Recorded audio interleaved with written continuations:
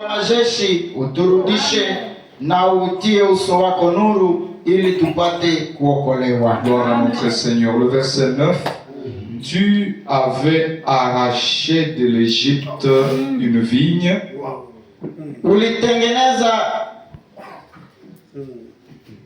Oui, tu as chassé des nations et tu l'as plantée. Tu as fait place devant elle. Elle a jeté des racines et rempli la terre. Amen. Ulifanya mzabibu uondoke Misri, ukaendelea kuyafukuza mataifa ili upande. Ulitengeneza nafasi mbele yake ili upate kutia mizizi na kuijaza nchi. Amen. Amen. Béni soit le nom de notre Seigneur. Vous pouvez vous mettre. Et que Dieu ajoute ses bénédictions à la lecture de sa parole. Nous sommes contents d'être dans la maison de Dieu. Amen. Comme nous étions en train de le dire la fois passée, que le Seigneur nous aide pour que nous puissions parler de quelque chose qui va édifier nos âmes. Nos âmes ont vraiment besoin de s'approcher plus de Dieu. Et aujourd'hui, dans ce temps où nous vivons, ce sont des temps difficiles.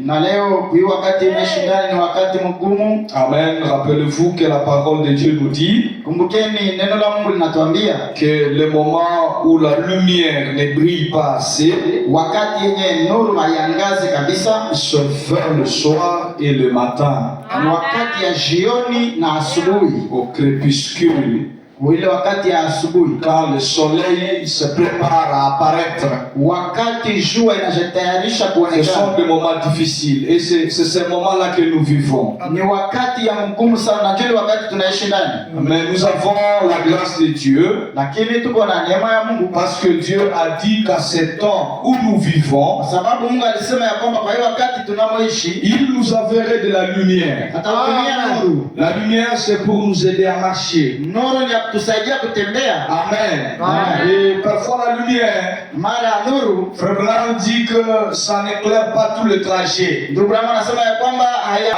Si vous marchez la nuit, vous ne voyez pas bien.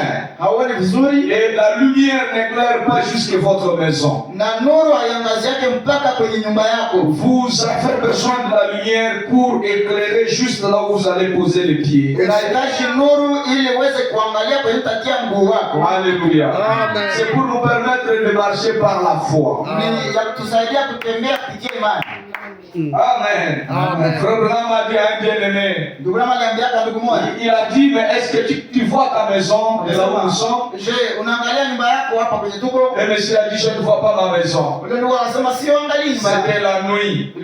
Comment savais-tu que tu vas arriver chez toi? Il a dit, je suis venu avec une torche. Le frère Branham a dit, mais est-ce que cette torche éclaire jusqu'à ta maison?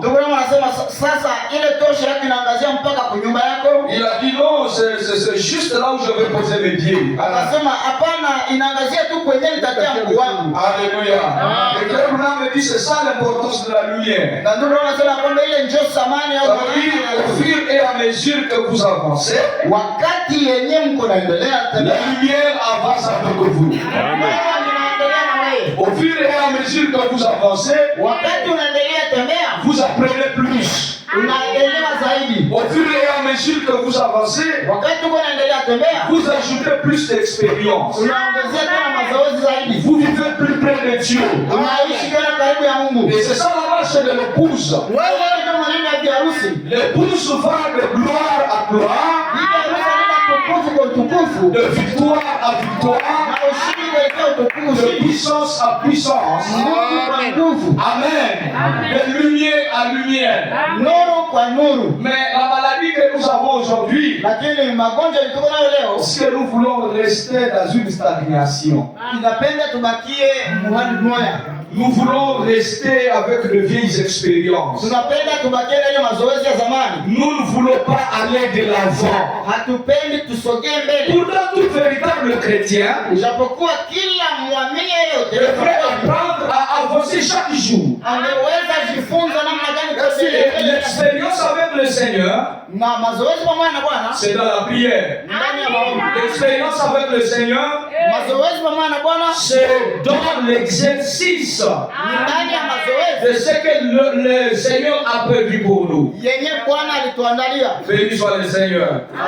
Alors nous sommes en train de parler Tunazungumza de ce sujet que nous tirons de cette écriture. kwa ile somo yenye tunatosha ndani ya Nous hiyo. avons dit que nous allons parler sur la transplantation Tulisema ya kwamba tazungumza kuhusu ile kuongolewa kwa mti, d'un sol aride à un sol prospère. kuongolewa kwa mti toka kwenye udongo yenye haina uzima kuendea kwenye udongo yenye uzima. Béni soit le nom de notre Seigneur.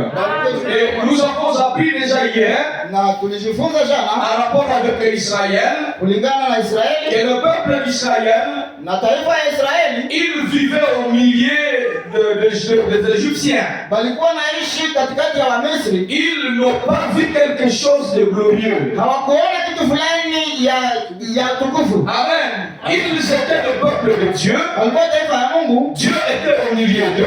Mungu alikuwa katikati yao. Ils n'ont pas vu la gloire de Dieu. Lakini hawakuona utukufu ya Mungu. Dieu était avec eux dans une manière comme dormante. Mungu alikuwa pamoja nao kunamna ya kulala. Et Frère Branham dit que pendant les 400 ans, Na ndugu Branham anasema ya kwamba muda ile miaka 400 qu'ils ont fait en Égypte, walikuwa Misri, aucun miracle n'a été mentionné. hakuna muujiza fulani yenye iliandikwa. Amen. Pendant 400 ans, Muda ya miaka 400 ils sont le peuple de Dieu, ni taifa ya Mungu, mais aucun miracle n'est mentionné. lakini hakuna muujiza hata moja yenye Ça veut tout simplement dire Dieu n'était pas au milieu d'eux dans sa splendeur.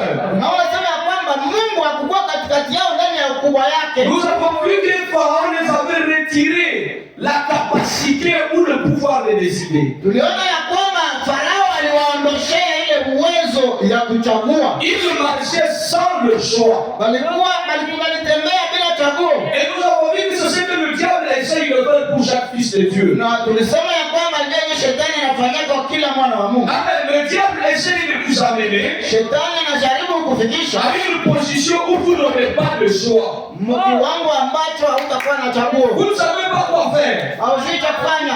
Vous êtes comme coincé. Unateswa. Vous ne savez pas sur quel pied danser. Unasonga mkongo ambacho haujui cheze namna gani. Alors le diable vous propose des décisions. Shetani basi anakupatia uamuzi. Le diable vous propose des manières de faire. Shetani anakuambia cha kufanya. Mais ce n'est pas selon la parole de Dieu. Lakini ile hailingani na neno la Mungu. Il est tout simplement en train de vouloir vous tirer dans son piège. Iko napenda tu kukotea mtego yake. Amen. Mais là où Dieu veut vous amener, Lakini kwenye Mungu anapenda kufikisha c'est d'avoir une position ni kukuwa na msimamo. où vous avez un choix en rapport avec la parole. Msimamo kwenyewe uko na chaguzi kulingana na neno. Amen.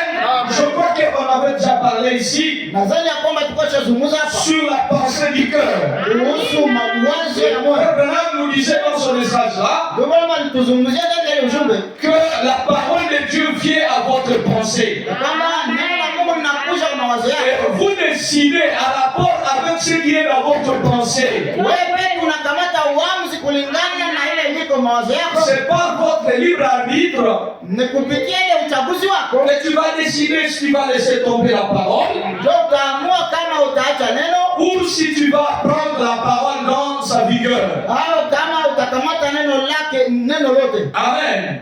Alors, essayons d'avancer un tout petit peu. Tujaribu kusogea mbele kidogo. Nous venons de lire le verset 9 Tumetoka soma mstari wa 9 de Psaume. ya Zaburi. Et l'homme de Dieu est en train de dire ceci. Mtu wa Mungu yuko anasema hivi. C'est David qui est en train de parler. Daudi ndio yuko anasema. Le psalmiste, le chantre. Ule mwimbaji. Il est en train de dire ceci au verset 9. Yuko anasema hivi kwa mstari wa 9. Il dit Seigneur, Nasema Bwana, tu as pris une fille ulikamata mzabibu de l'Égypte. tokea Misri. Amen.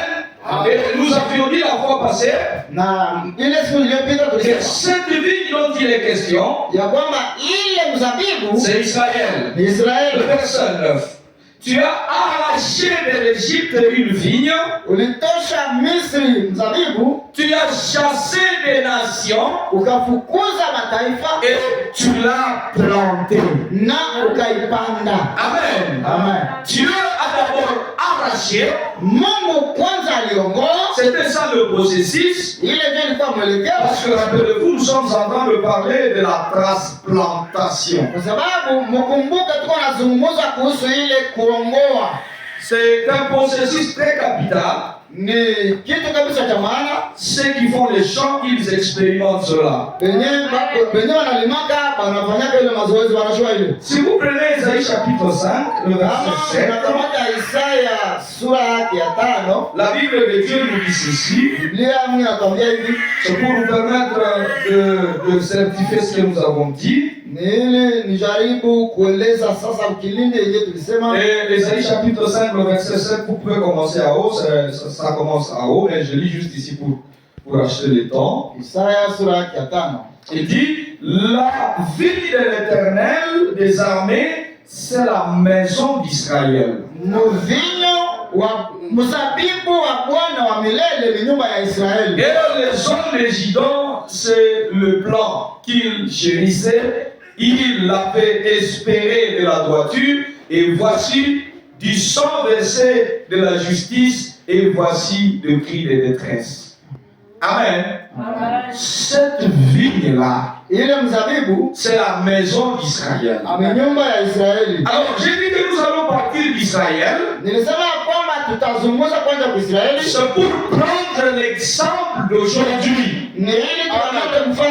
Parce que Israël naturel n'a été pour nous qu'un type. Amen.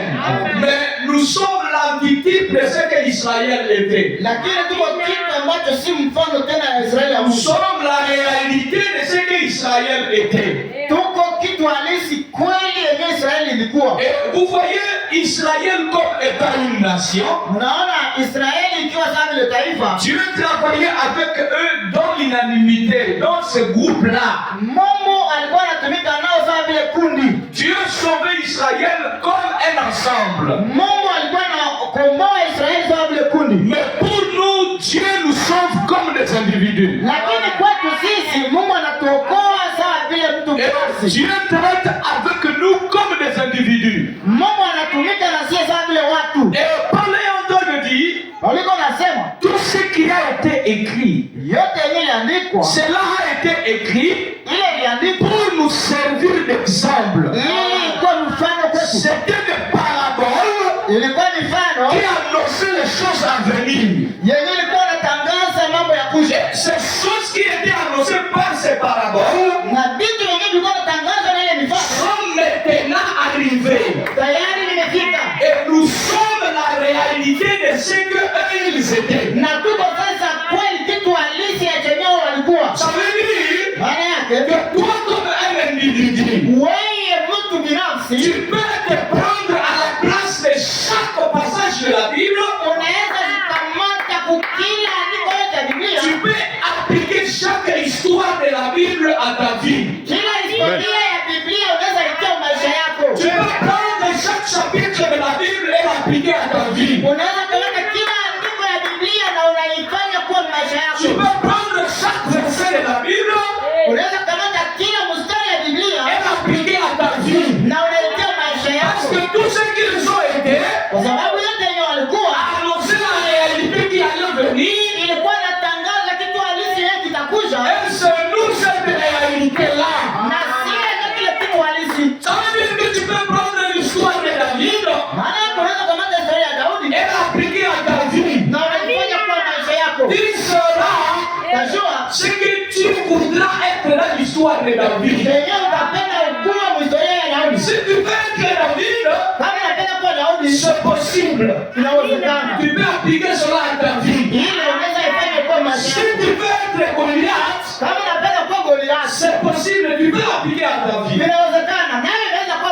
Béni soit le nom du Seigneur. Alors, le peuple d'Israël, ils nous ont représentés. kuwakilisha. Et je voudrais vraiment appliquer cette histoire à nous. Nilipenda kabisa ile historia niitie maisha yetu. Mais quand je dis nous, Hata nasema sisi, je parle aux individus. mimi nazungumza na Je watu, parle à chacun. nazungumza na kila mmoja. Ici, on parle de trois choses ou alors quatre qui sont capitales dans ce verset. Na hapa tunazungumza kwa vitu vinne kabisa vya thamani sana muhimu. La Bible parle de ce que Dieu a fait. Daudi anazungumza kwenye Mungu alifanya. Et qu'est-ce que Dieu avait fait? Mungu alikuwa amefanya nini? Il a d'abord arraché. Kwanza aliongoa. C'était la première chose que Dieu a fait. Ilikuwa kitu ya kwanza yenye Mungu alifanya. Amen.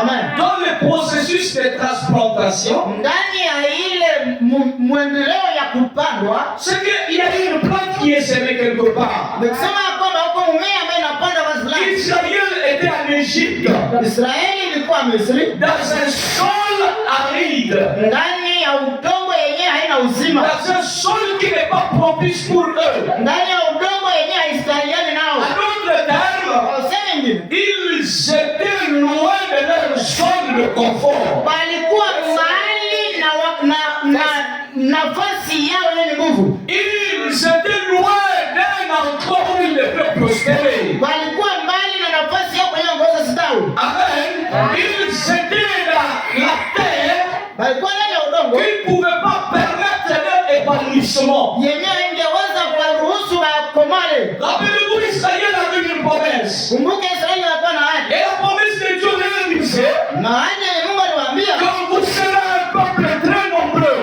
wakati mtakuwa taifa kubwa, Vous serez un peuple très nombreux mtakuwa taifa kubwa, et que vous posséderez la terre. na wakati mtamiliki udongo, Vous allez posséder la porte de vos ennemis. mtamiliki milango ya adui zenu. Les nations de ce monde, Mataifa ya ulimwengu vous serez assujettis. watakuwa chini yenu, Vous allez contrôler la terre. mtachunguza udongo. Les autres peuples, Taifa zingine zote ils ne peuvent pas être bénis plus que vous. haziwezi barikiwa kuwasilia, C'est la parole du Seigneur. Et les autres peuples, lakini taifa zingine ils seront bénis au travers de vous. zitabarikiwa kuwapitia ninyi. À d'autres termes, Kwa useme ingine, c'est vous qui allez apporter la bénédiction sur la terre. nyinyi ndio mtaleta baraka duniani. À d'autres termes, Kwa useme c'est ingine, vous qui allez amener la civilisation sur la terre. nyinyi ndio mtaleta ile usilimu duniani. À d'autres termes encore, Kwa useme ingine, c'est vous qui serez la tête nyinyi ndio mtakuwa et vichwa, la terre. vichwa ya Et duniani, les autres seront la queue. na wengine watakuwa mkia. Mais vous, vous serez avant. Nyinyi mtakuwa mbele, Vous serez à la première position. mtakuwa kwa nafasi ya C'était kwanza. ça la parole du Seigneur.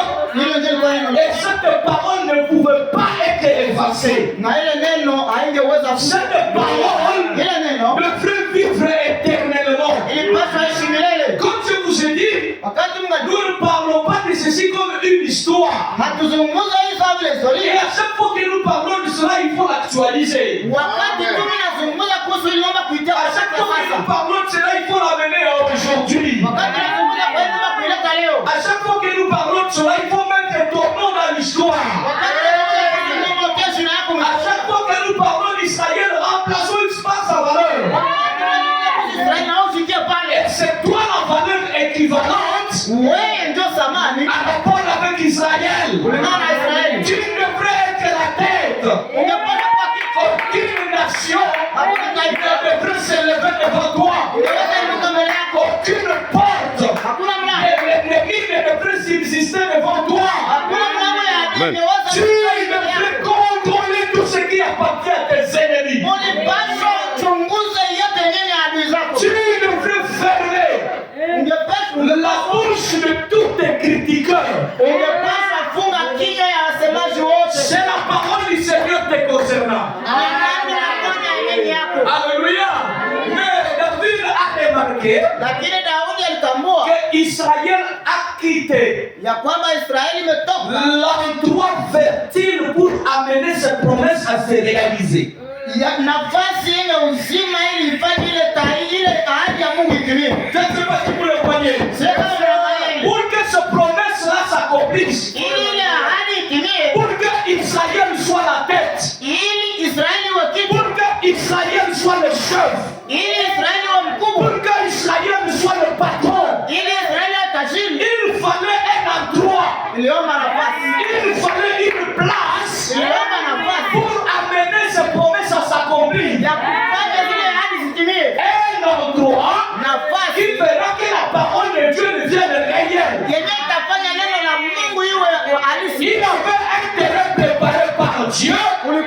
nafasi ni Et Israël devrait rester là-bas. na Israeli pasha bakia pale. Malheureusement, Wale ils n'ont pas compris ça. hawakuelewa ile.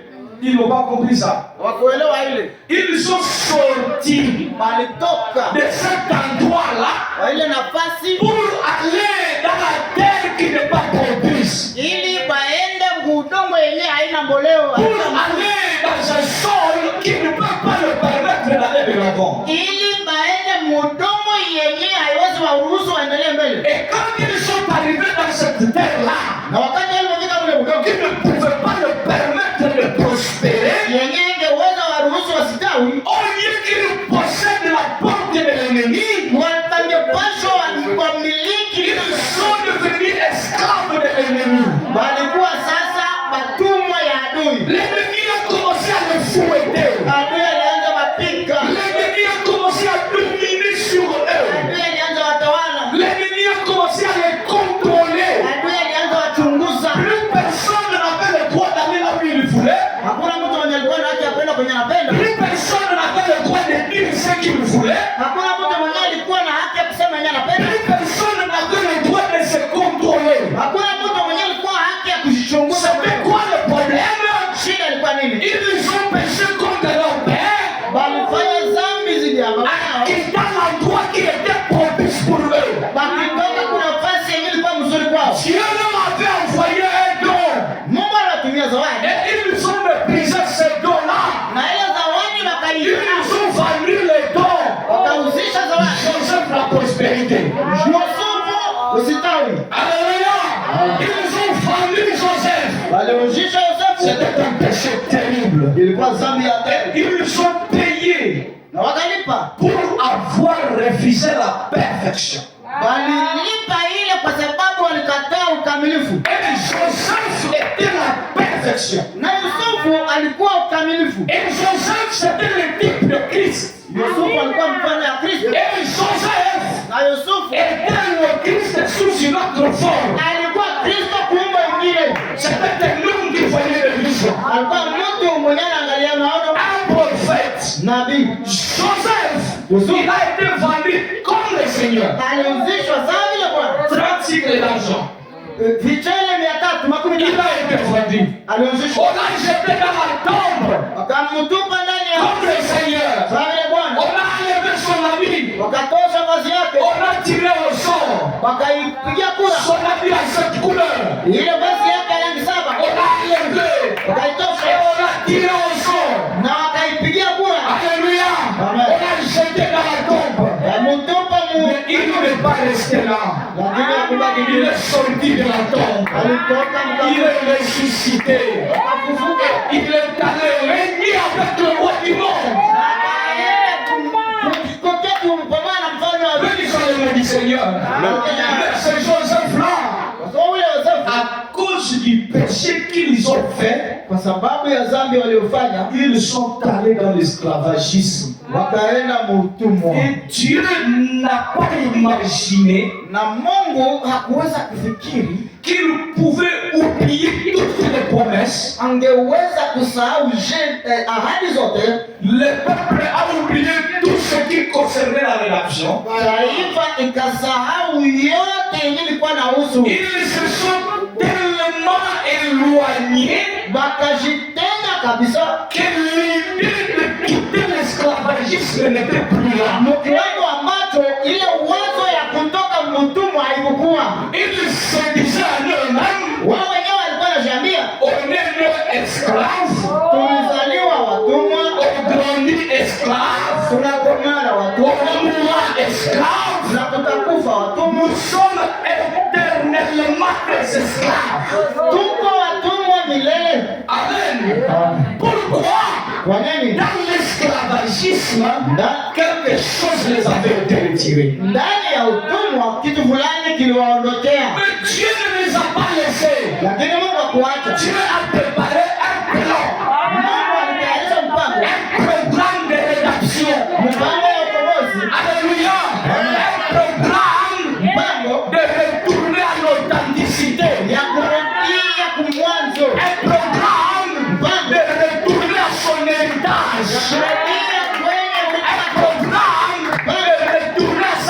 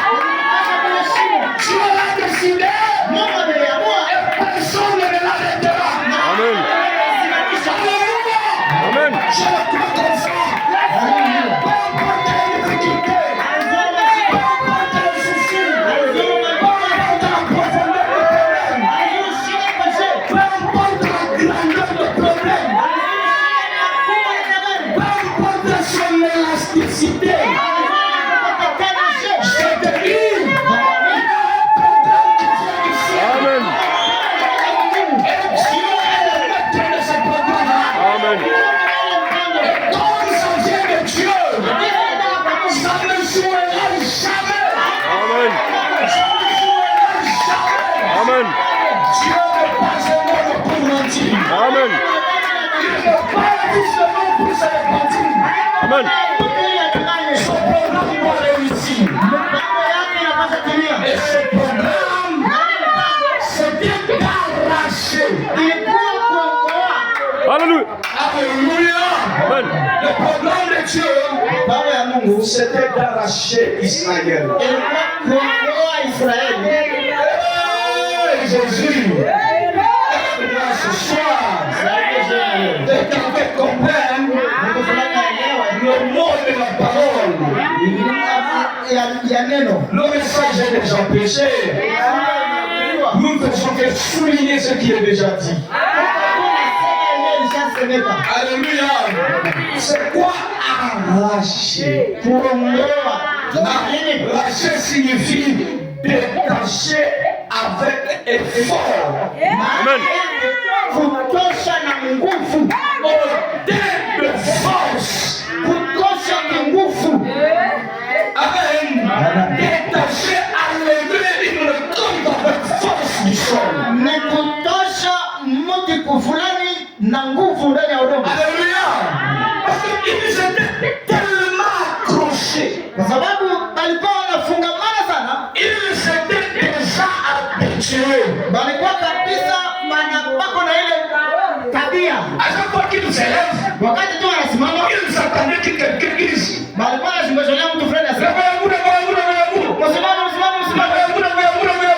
Aujourd'hui, nous allons brûler les briques. leo tutarunguza mabriki. Ils étaient déjà habitués à ça. Walikuwa wako tu na ile Ils étaient habitués à être commandés. walikuwa tu wako na ile kazoezi. Ils n'avaient plus de volonté. Walikuwa hawana Ils étaient habitués à être commandés, à être téléguidés. walikuwa tu na kazoezi ya kuongozewa. C'est tout ce qu'ils savaient. Ile tu walikuwa najua. Faites ceci. Mfanye hivi, mfanye hivi, Ils mfanye hivi. étaient incapables Walikuwa wana uwezo d'obéir à une autre loi. kuheshimia ingine sheria. Leur corps, Mili yao, leur génétique ile hali yao ya kuwa mili yao était déjà habitué tayari ilikuwa inazoea à écouter le maître égyptien, kusikia tu ule mkubwa wa à Misri, écouter le maître de l'oppression. kusikia ule mkubwa wa mateso. Alors la première action de Dieu Basi ile kitu cha kwanza, kazi ya c'était kwanza, de les arracher de force, kazi ya kwanza ya Mungu ilikuwa kuongoa na nguvu, de leur donner une autre voix. kuwapatia wengine jina, Mais cette fois, la voix, sauti, mais cette fois-ci, ce n'est pas la voix de l'oppresseur. lakini haiko tena sauti ya ule mtesi, C'est une voix du prophète. sauti ya nabii. Et c'est une voix qui appelle à la liberté. C'est une voix qui appelle à sortir de l'esclavagisme. Alléluia. Et la voix du prophète, c'est une trompette. Et cette trompette-là, ça sonne la liberté. Ça sonne les jubilés.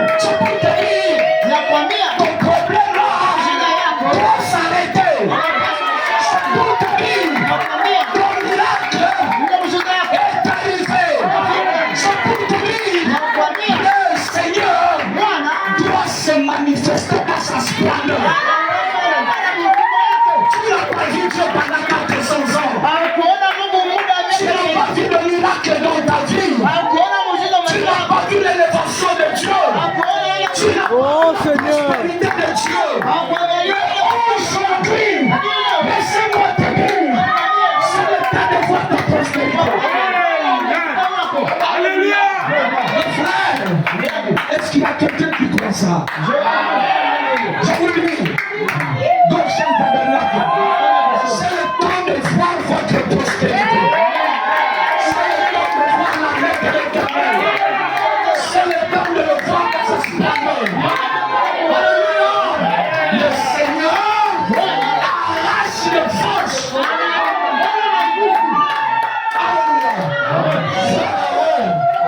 Ne l'arrêtera pas. Hata msimamisha. Pharaon ne l'arrêtera pas. Hata msimamisha, hata mzuiza. Pharaon ne l'arrêtera pas. Hata mzuiza. Dieu l'a décidé. Ça doit arriver. Dieu l'a décidé. Ça va se réaliser. Que Pharaon le veuille ou non, Dieu le réalisera. Alléluia. Si Pharaon ne le peut pas, le Seigneur il sera de sa force. Et je vous dis qu'il y a quelqu'un ici. Dieu a assez de force pour te sortir de cette maladie. Dieu a assez de force pour te sortir de ce péché. Dieu a assez de force pour te sortir du chômage. Dieu a assez de force pour te sortir de la crise. Dieu a assez de force pour te sortir de la vie de location. Dieu a assez de force pour te sortir de problèmes, pour te sortir de dettes. Dieu a assez de force. Je prie ce soir que Dieu utilise sa force pour t'arracher de force. Que tu as, que Dieu t'arrache de force. Le problème que tu as, que Dieu t'arrache de force. Oh Jésus, je ne sais pas comment tu vas préparer la rentrée des enfants. Il a assez de force au ciel pour te donner la capacité. Dieu est assez capable. Il est assez capable. C'est Dieu là ne change pas. Il a retiré les enfants d'Israël. Aujourd'hui, c'est toi Israël. C'est moi Israël. Alléluia. Béni soit le nom du Seigneur. Loué soit le Seigneur. Qu'il soit béni à jamais. Alléluia. Pharaon ne pouvait pas l'arrêter. C'était le signe du Seigneur. Dieu avait préparé. Et dans sa première préparation, c'était d'user de la force. Tu disais la force. Alléluia. Parce que Pharaon était tué. Kwa sababu Farao et remarquez que Pharaon s'est fait appeler Dieu sur la terre. Farao alishinda Mungu duniani. Sur la terre. Duniani. Le Dieu de la terre, le Dieu soleil, c'est lui qui éclaire toute la terre. C'est pour ça le nom de Pharaon. Sur la terre. Et Dieu, et les Égyptiens l'adoraient. Mais il descend revenu un homme en sandales. Comme là n'adorait pas Pharaon. Lui n'adorait pas Pharaon. Mais il était en contact avec un feu. Là, dans le puissant ardent. Et il savait que Pharaon n'était que Dieu épouvantable. Il était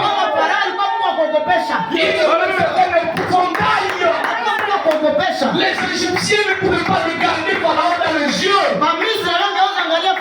Parce qu'ils disaient que tu seras foudroyé. Moïse savait que c'était un mensonge. Il est venu devant Pharaon. Il ne s'est pas gêné pour dire oh Pharaon. Si tu peux pardonner à ce peuple s'il te plaît. Il est venu. Il a dit Pharaon. Laisse aller mon peuple. Pour que ce peuple-là m'adore. Alléluia. Ce peuple-là notre père. Ils ne sont pas destinés à t'adorer toi. C'est mon peuple.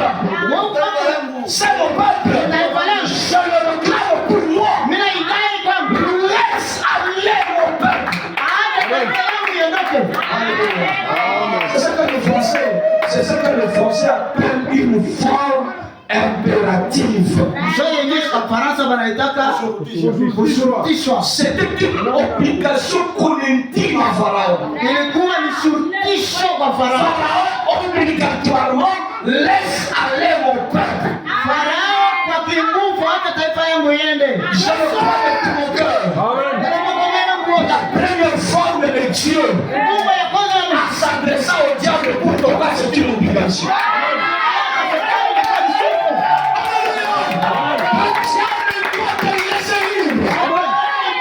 Satan doit te laisser libre. Il doit lâcher prise. Il doit lâcher prise. Parce que c'est Dieu qui a parlé. Et c'est que Dieu a dit.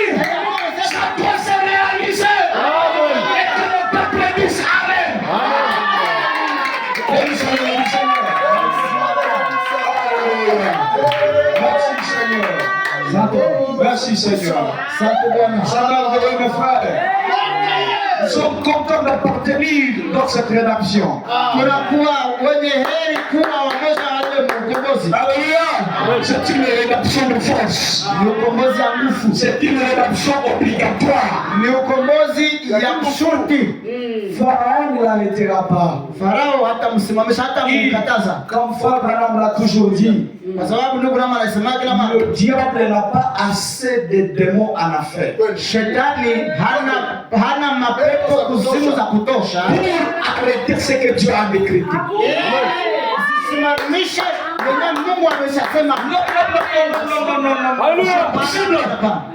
C'est possible. Ce que Dieu a décrété, le diable va enlever les petits démons pour te troubler. La crise te dérange.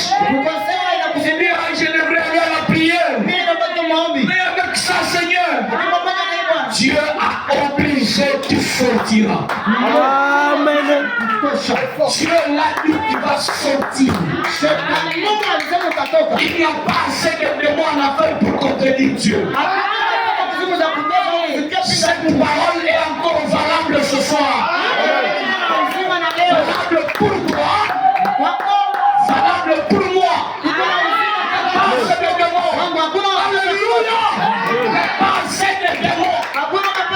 Il n'y a pas assez de faiblesse pour te retenir. Il n'y en a pas. Il n'y en a pas. Le diable va verser les faiblesses. Pour te décourager. Tu diras, je n'irai plus. Je ne passerai plus. Ce soir, je t'annonce que tu vas sortir. Dieu l'a dit que tu sortiras. Tu sortiras. Dieu l'a dit que tu vas sortir. Parce que la première chose que Dieu va faire, c'est d'arracher. C'est la force qu'il utilise. Oh Jésus. Et notre Dieu ne négocie pas avec le diable.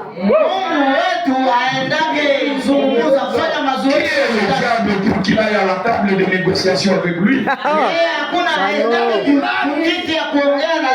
Le diable c'est qui pour que le Seigneur se mette avec lui. Mais il n'est rien. Il n'est que bluffeur. Il faut vraiment en train de dire que le diable ne donne que de l'apparence à ces choses. Pourtant, ce n'est pas vrai. Je suis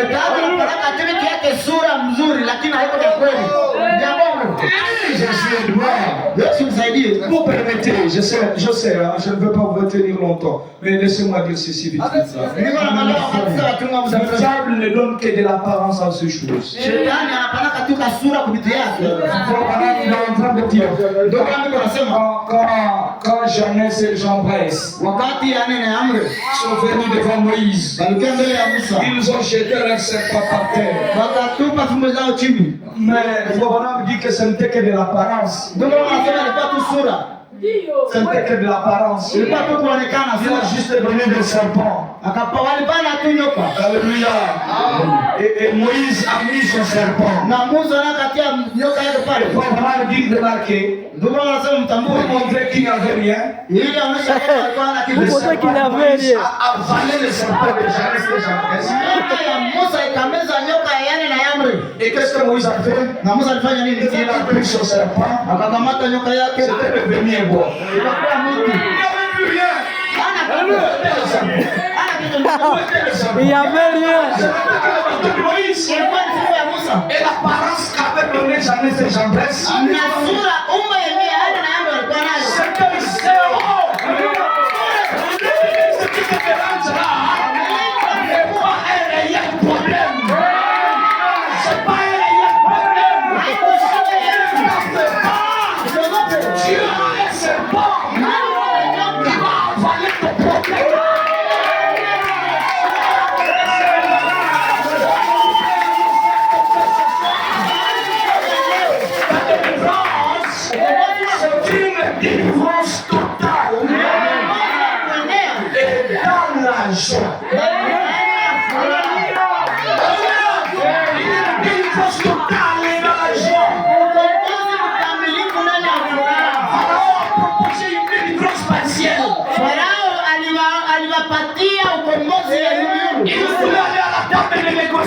Car il a vu la splendeur de l'Éternel. Il a dit si vous pouvez aller et laisser vos moutons. Moïse a dit quoi? Moi laisser vos moutons ici. Achetez pas. Même l'ombre du mouton. On va aller avec ça. Alléluia. Amen. Quand ils ont traversé la mer Rouge, ils dansaient, mais avec le mouton attaché derrière. Vous ne sais pas si quelqu'un me comprend. C'est mesuré à bête. Oui, il est riche parce qu'il a autant de têtes de bêtes. Il a quelques kilos d'or. Vous savez, Moïse a dit aux enfants d'Israël, ne m'attirez pas comme ça.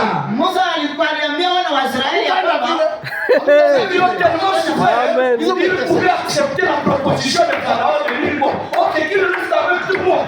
Il a dit non, pas comme ça. Vous n'allez pas partir comme ça. Que chacun aille là où il travaillait. Il demande les choses précieuses. C'est ça la parole de Dieu dans la bouche de Moïse. Amen. Amen.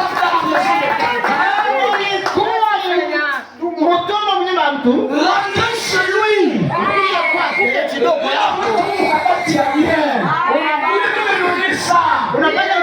vois de l'or caché ici. Pourquoi? Je dois aller dans la joie.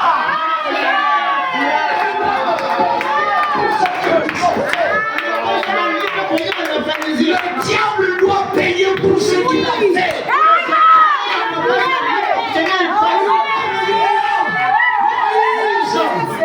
Il n'a pas accepté d'aller au Dieu.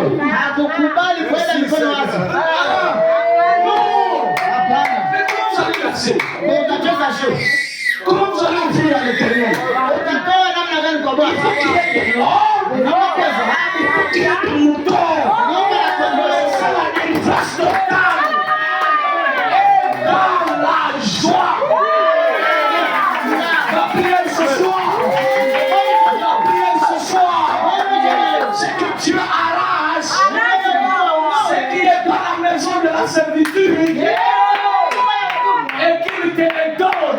Amen. Parce que ça n'appartient pas au diable, ça t'appartient.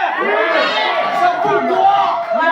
Tu dois dominer, tu dois contrôler, tu dois posséder la porte de l'ennemi.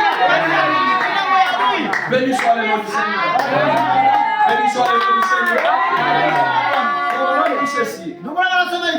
Je prends le paragraphe 45. Nakamata mtaji ya 45. Dans le message, planter la vigne et où la planter. Kwenye ujumbe kupanda mzabibu na wapi kuipanda. Voilà, Frère Branham dit ceci au paragraphe 45. Kama anasema hivi ndio 45 mtaji. Anasema hivi. Tu as arraché une vigne de l'Égypte. Uliondoa mzabibu Misri Et tu l'as apporté ukaileta et tu l'as planté.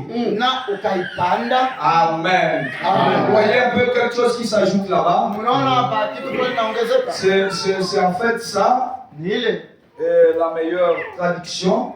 ile ndio usemi mzuri. Oui, tu as arraché, Uliongoa, tu as amené ukaleta et tu as planté. na ukapanda. Vous voyez en fait ces choses-là. Unaona ile kitu Et le verset 10 nous montre qu'avant de planter, na mstari wa 10 natuonyesha kwamba mbele ipande, avant qu'il ne plante cela, mbele apande ile il a fait de la place. alitayarishia nafasi. Béni soit le nom du Seigneur. Amen. Vous savez dire que le Seigneur notre Dieu, Maana yake Bwana Mungu wetu il a usé de sa force pour arracher.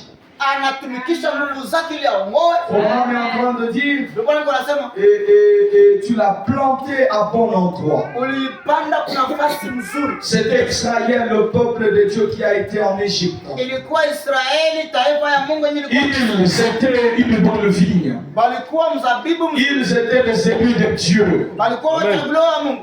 Une bonne vigne, les élus de Dieu. Mzabibu mzuri. Mais, Wachaguliwa wa Mungu. mais, si une bonne vigne n'est pas plantée dans un bon sol, Lakini kama mzabibu mzuri haipandwi kwenye udongo mzuri, elle ne produira pas de bons fruits. haitazaa matunda mema. Ça dépend de l'endroit où la vigne est plantée. Inahusu nafasi kwenye mzabibu inapandwa. C'est ce qui détermine le produit de la récolte. Nafasi mzuri kwenye mzabibu inapandwa ndio inaonyesha matunda gani itatokea. Ainsi, Hivi Dieu a arraché Israël d'une terre aride. Mungu aliongoa Israeli toka udongo yenye haina uzima. Alléluia. Une terre aride, une terre déserte, une terre qui n'a pas d'eau. Udongo yenye haina maji, haina uzima, jangwa. Ah, mon cher. Amen. Je voudrais vous dire ce soir que la parole du Seigneur c'est une semence. Quand elle dit que vous serez la tête, jamais la queue. Moi j'y crois. Amen. Amen. Mais cette semence-là doit rencontrer une bonne terre. Amen. La bonne terre détermine la récolte que vous allez avoir. Très souvent, ce n'est pas le problème de la semence.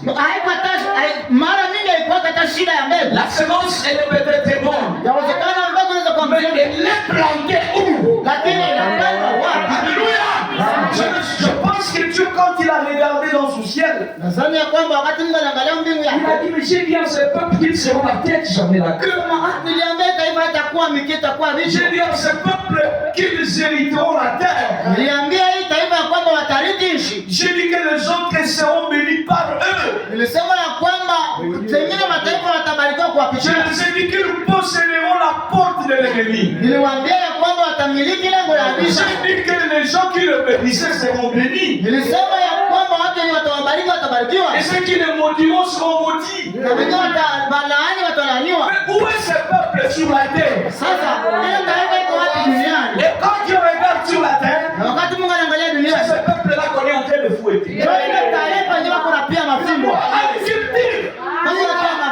Qu'ils disent. Oh Dieu dit, mais pourquoi?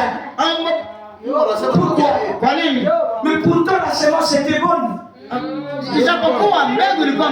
Je semais de la bonne semence. Mais comment ça n'a pas germé? Comment Israël n'est pas la tête? Ils sont d'abord où?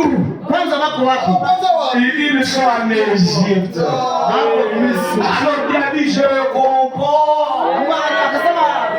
Je vois pourquoi la parole n'a pas eu son impact. Je vois pourquoi la lumière du soir n'a pas produit le résultat du soir. Je vois pourquoi le peuple du message du temps de la fin n'ont pas produit le résultat du message du temps de la fin. Je vois pourquoi le peuple du temps de la fin ne sont pas arrivés à contrôler la ville de Goma. Où est-ce qu'ils sont plantés? Ils sont en Égypte. Mais où est leur terre de prédilection? Où est la terre de prédilection? La terre de la prospérité. La terre qui a l'eau. Assez d'eau pour faire vivre la parole. La terre qui a assez d'eau pour que la parole se manifeste. Où est cette terre-là? Cette terre n'a jamais été l'Égypte. Cette terre, c'est la terre promise. Cette terre, c'est la Palestine. Cette terre, c'est Canaan. Alléluia. Et c'est là où mon ami Jonathan chante. Nous avons notre pays. Ces pays, ce ne sont pas des dénominations. Ces pays, c'est pas le monde. Le pays qui amène la matérialisation de promesses du temps de la fin.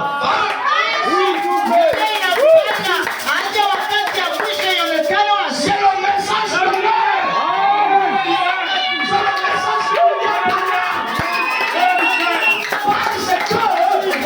C'est sur cette terre-là que la colonne de fer a roulé.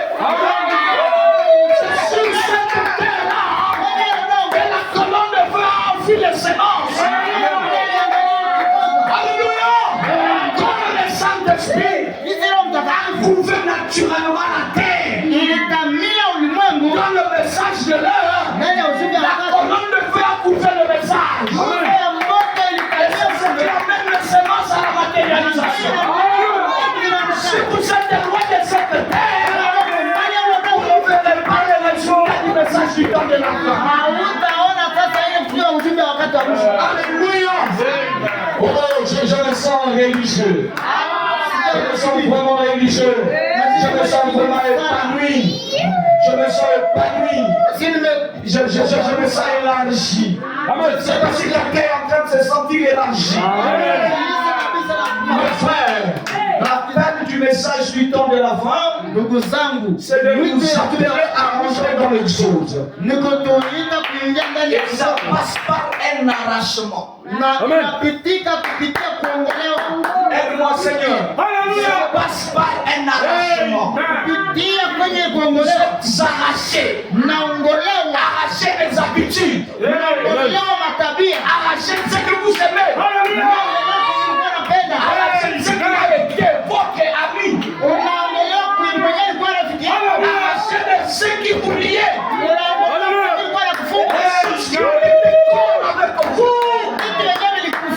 Le message de l'heure commence par vous séparer. Vous séparer de vieille manière de penser. Vous séparer de la dénomination. Vous séparer des actions du monde. Vous devenez une nouvelle personne. Quelqu'un qui n'a plus de connexion avec le maître des oppresseurs. Je comprends le Seigneur. Je ne sais pas si quelqu'un comprend avec moi. Alléluia. Vous savez, peut-être que quand même les Juifs étaient à l'intérieur. Ils écoutent à l'extérieur, ils disent ça c'est le maître terre. C'est elle qui nous appelle. Au son de la trompette, papa, ils disent c'est le temps d'aller brûler le bois. C'est le temps d'aller s'enivrer. C'est le temps d'injurier. Papa, c'est le temps de commettre adultère. C'est le temps de faire ça. Mais il est arrivé un temps où les Égyptiens ont sonné la trompette. Et les oreilles de tous les Juifs étaient tournées vers une autre personne. Ils étaient dans l'expectative de savoir qu'est-ce que Moïse va dire. Ils ne pouvaient plus écouter ce qui venait de l'Égypte. Ils étaient dans un endroit où Moïse était en train de parler. Et ils étaient là. Et il y a eu une séparation à partir de Goshen. Une séparation et une adaptation à la voix. Une adaptation. Maintenant, on vient de l'appeler, on s'est rangé du message c'est rangé du côté de Christ. On est en train de l'appeler, c'est familiariser au message.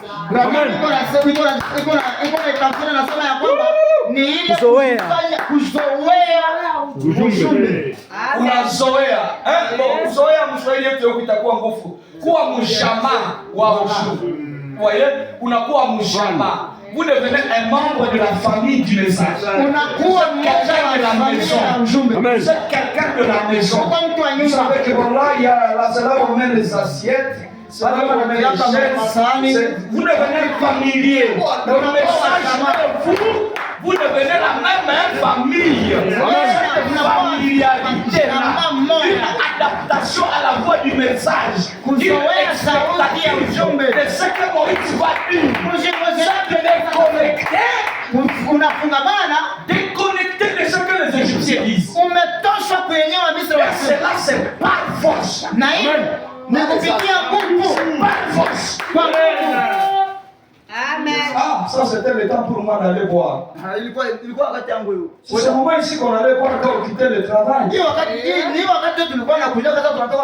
Ah, mais moi aujourd'hui, je pars à la prière. Vous voyez ce changement-là. Amen. Vous êtes déconnectés au système habituel. À ce moment ici que je suis mon série préféré. Mais aujourd'hui c'est je vais à l'église.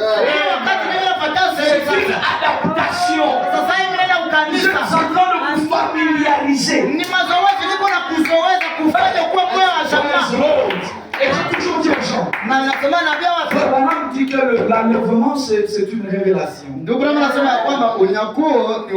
Alléluia. Ce n'est pas papa et tout le monde écoute, non. C'est une voix intérieure qui remonte ici. Et Frère Branham dit, nous saurons ça pourquoi. C'est parce que nous sommes habitués à écouter cette voix. Ceux qui sont nés de l'Esprit de Dieu, ils sont conduits par l'Esprit de Dieu. Ils sont habitués à écouter cette voix. Chaque matin, la parole lui dit la voix. Chaque matin, la parole lui dit il est pour elle. Allez visiter quelqu'un. Allez saluer quelqu'un. Ceci pour elle.